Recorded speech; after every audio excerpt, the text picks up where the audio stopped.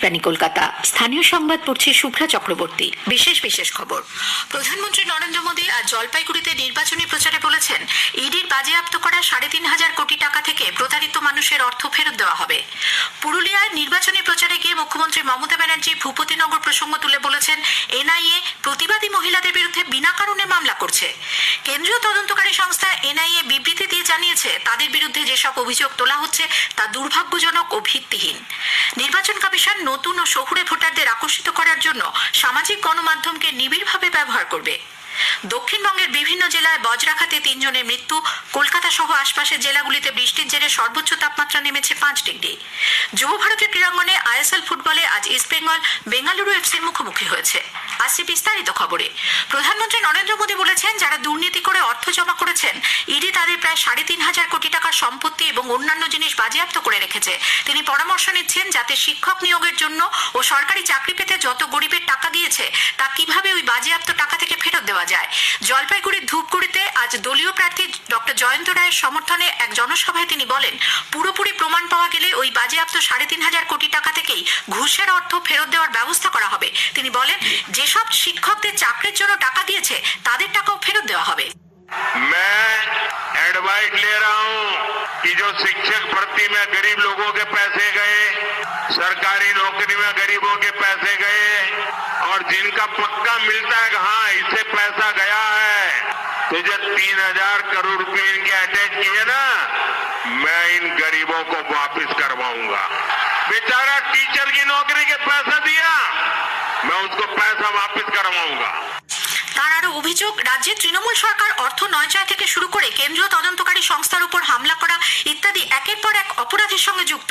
তৃণমূল চায় দুর্নীতিগ্রস্ত নেতারা যেন কুকাজ করার লাইসেন্স পায়, এই জন্য কেন্দ্রীয় তদন্তকারী সংস্থার উপর তারা হামলা চালাচ্ছে।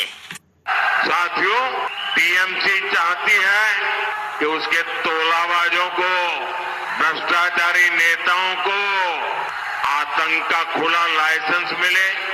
इसलिए जब केंद्र की जांच एजेंसियां आती है तो टीएमसी उन पर हमले करती है और उसे करवाती है। তৃণমূল কংগ্রেস, বামফ্রন্ট ও কংগ্রেসকে একই অবস্থানে রেখে শ্রী মোদী বলেন, এই 3 রাজনৈতিক পক্ষের নেতারা দুর্নীতি থেকে একে অন্যকে বাঁচাতে ইন্ডিজোট তৈরি করেছেন।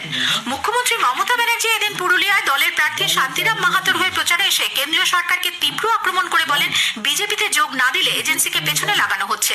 রাজ্যের হাতে আছে লক্ষ্মীর ভান্ডার, কৃষির ভান্ডার, আর ওদের হাতে সিবিআই। তৃণমূল নেত্রী বলেন, মানুষ প্রতিবাদ করলে ঘরে এনআইএ ঢুকিয়ে দেওয়া হচ্ছে।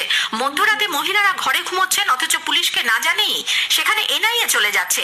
ইডি, সিবিআই ইত্যাদি এজেন্সিকে দিয়ে টাকা তোলা হচ্ছে বলেও মুখ্যমন্ত্রী অভিযোগ করেন। ভূপতিনগরে এনআইএ তদন্ত পদ্ধতির তীব্র সমালোচনা করে তৃণমূল নেত্রী বলেন, মা বোনেরা প্রতিবাদ করলে তাদের বিরুদ্ধে ডায়েরি করা হচ্ছে, বলা হচ্ছে তৃণমূলের সব বুথ এজেন্টকে গ্রেপ্তার করা হবে। এনআইএ কোন অধিকার আছে? এখানকার পুরুলিয়াতেও আমি শুনেছি সব হোটেলে গিয়ে গিয়ে খোঁজ নিচ্ছে কোন পার্টির কে কে থাকছে। একদিকে এনআইএ আর একদিকে সিবিআই, বিজেপির ভাই ভাই, আর একদিকে ইডি আর একদিকে ইনকাম ট্যাক্স, বিজেপির টাকা তোলার বক্স। মুখ্যমন্ত্রী মমতা বন্দ্যোপাধ্যায়ের এনআইএর বিরুদ্ধে ভূপতিনগরে হামলা চালানোর অভিযোগ বিবৃতি দিয়ে খারিজ করেছে কেন্দ্রীয় তদন্তকারী সংস্থাটি। আজ বিকেলে এনআইএ তরফে বিবৃতি জারি করে জানানো হয়, তাদের বিরুদ্ধে যেসব অভিযোগ তোলা হচ্ছে তা দুর্ভাগ্যজনক ও ভিত্তিহীন। শনিবার সকালে গ্রামবাসীদের প্ররোচনা দেওয়ার কোনো ঘটনা ঘটেনি। বিবৃতিতে এনআইএ তরফে জানানো হয়েছে, ভূপতিনগরে তাদের পদক্ষেপে কোনো দুরভিসন্ধি ছিল না। সংস্থার বিরুদ্ধে বেআইনি কাজ করার যে অভিযোগ করা হচ্ছে এবং তাকে ঘিরে যে বিতর্ক তৈরি হয়েছে তা দুর্ভাগ্যজনক। নারুয়াবিলা গ্রামে দেশি বোমা তৈরির জন্য জঘন্য ষড়যন্ত্র করা হচ্ছিল, তার বিরুদ্ধে জারি তদন্ত সম্পূর্ণ বৈধ এবং আইন সিদ্ধ।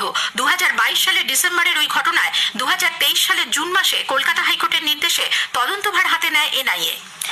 পূর্ব মেদিনীপুরের ভূপতিনগরের ঘটনায় কেন্দ্রীয় সংস্থা এনআইএর সঙ্গে বিজেপির যোগ রয়েছে বলে তৃণমূল কংগ্রেস অভিযোগ করেছে। তৃণমূল ভবনে আজ দলের নেতা কুণাল ঘোষ এবং চন্দ্রিমা ভট্টাচার্য এক যৌথ সাংবাদিক বৈঠকে বলেন, আদর্শ নির্বাচনী আচরণবিধি বলবৎ থাকাকালীন বিজেপি নেতা জিতেন্দ্র তিওয়ারি গত 26শে মার্চ এনআইএর এসপি ধনরাম সিং এর বাড়িতে বৈঠক করেছেন বলে তাদের কাছে খবর আছে। এ বিষয়ে তৃণমূল কংগ্রেস পুলিশের কাছে তদন্ত দাবি করছে। আমাদের দল ইলেকশন কমিশনে যাবে, জিতেন তেওয়ারি ঢুকছে, ভিডিও রিলিজ করে দেবো, সিসিটিভির ফুটেজ রিলিজ করে দেবো 48 ঘন্টার মধ্যে। যদি কেউ কন্ট্রাডিক্ট করে, এত বড় দুর্নীতি যদি প্রমাণ হয়, তাকে অ্যারেস্ট করা হোক। আর ইলেকশন কমিশন অবিলম্বে ডিআর সিংকে বাংলা থেকে বহিষ্কার করুক। এনআইএ এর কোন দায়িত্বে বাংলায় ডিআর সিং যে বিজেপির সঙ্গে আঘাত করে ধরতে যায় তাকে আমরা বরদাস্ত করব না। আগেই জানানো হয়েছে গতকালের ঘটনায় এনআইএর বিরুদ্ধেও শ্লীলতাহানির অভিযোগ দায়ের করেছে পুলিশ।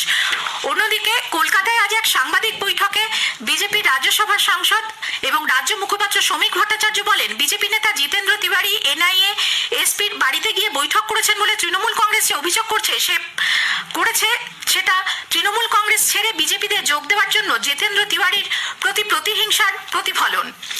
এদিকে গতকাল রাজ্যের মুখ্যমন্ত্রী মমতা বন্দ্যোপাধ্যায় যেভাবে এনআইএ-কে আক্রমণ করেছেন তা দেশবিরোধী এবং সংবিধান বিরোধী কাজ বলে মন্তব্য করেছেন রাজ্যের বিরোধী দলনেতা শুভেন্দু অধিকারী।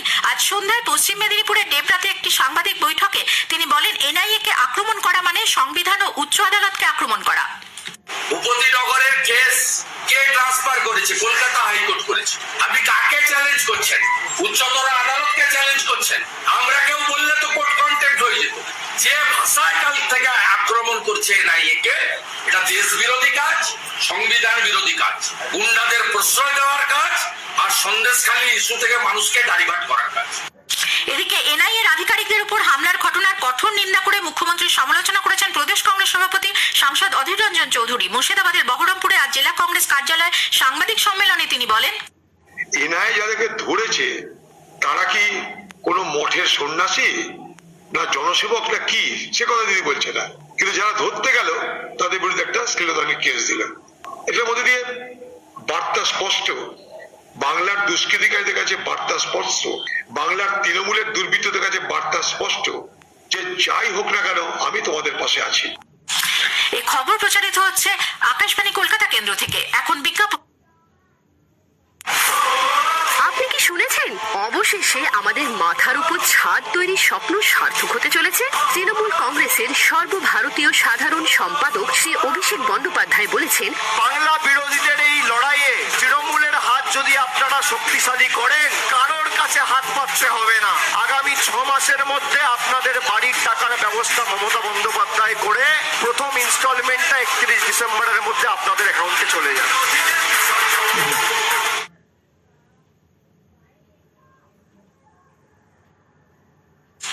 বিজ্ঞাপনের পর ফিরে এলাম স্থানীয় সংবাদে।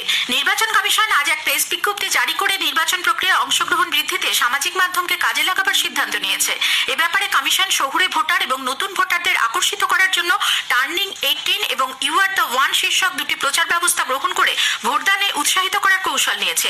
এর পাশাপাশি ভোট সংক্রান্ত ভুয়ো খবর বন্ধ করতে বিশেষ ব্যবস্থা নেওয়ার উপর গুরুত্ব দেওয়া হয়েছে।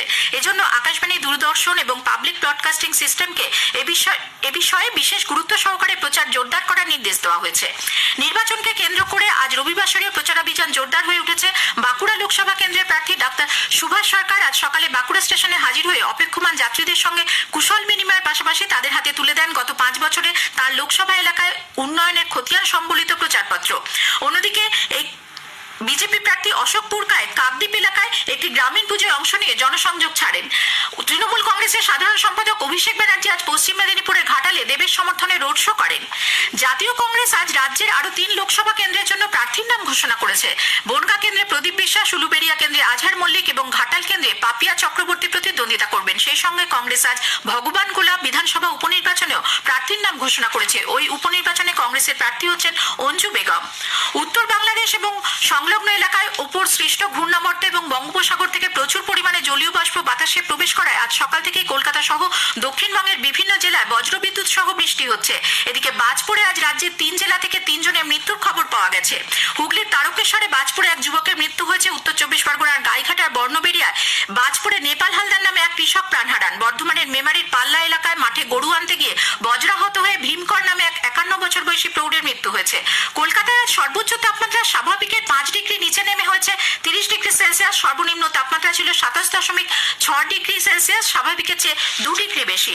যুব ভারতী ক্রীড়াঙ্গনে আজ আইএসএল ফুটবলে ইস্টবেঙ্গল বেঙ্গালুরু এফসির মুখোমুখি হয়েছে। শেষ পাওয়া খবরে জানা গেছে ইস্টবেঙ্গল 1-0 গোলে এগিয়ে রয়েছে। ইস্টবেঙ্গল 20 ম্যাচে 21 পয়েন্ট নিয়ে লীগ তালিকায় 9ম স্থানে আছে। শেষ করার আগে স্থানীয় সংবাদের বিশেষ কিছু অংশ আরো একবার। প্রধানমন্ত্রী নরেন্দ্র মোদী আজ জলপাইগুড়িতে নির্বাচনী প্রচারে বলেছেন, ইডির বাজেয়াপ্ত করা 3,500 কোটি টাকা থেকে প্রতারিত মানুষের টাকা ফেরত দেওয়া হবে। কেন্দ্রীয় তদন্তকারী সংস্থা এনআইএ বিবৃতি দিয়ে জানিয়েছে, তাদের বিরুদ্ধে যেসব অভিযোগ তোলা হচ্ছে তা দুর্ভাগ্যজনক ও ভিত্তিহীন। স্থানীয় সংবাদ শেষ হলো।